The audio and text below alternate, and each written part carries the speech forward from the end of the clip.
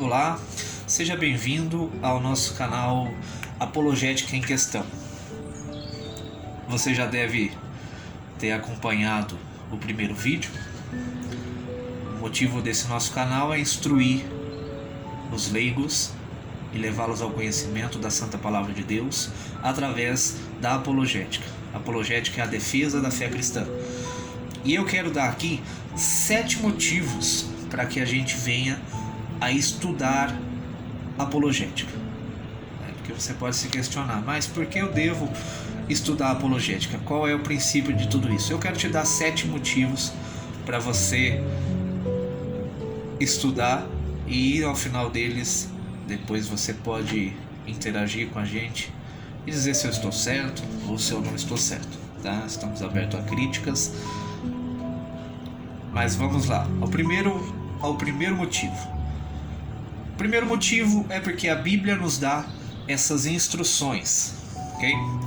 A palavra de Deus, ela nos diz na primeira carta de Pedro, ele escreve o seguinte: antes, reverenciai a Cristo como Senhor em vosso coração, estando sempre preparados para responder a qualquer pessoa que vos questionar quanto à esperança que há em vós. Isso está lá na primeira carta de Pedro, no capítulo 3, versículo 15.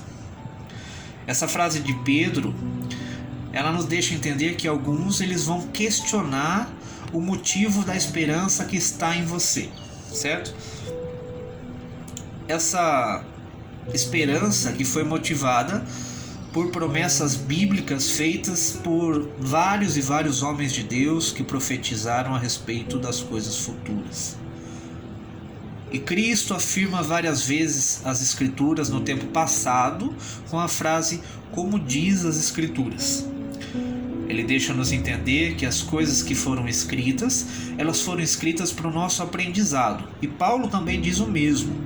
Ele diz o seguinte: porque tudo quanto fostes escrito, para o nosso ensino foi escrito, para que pela paciência e consolação das Escrituras tenhamos fé.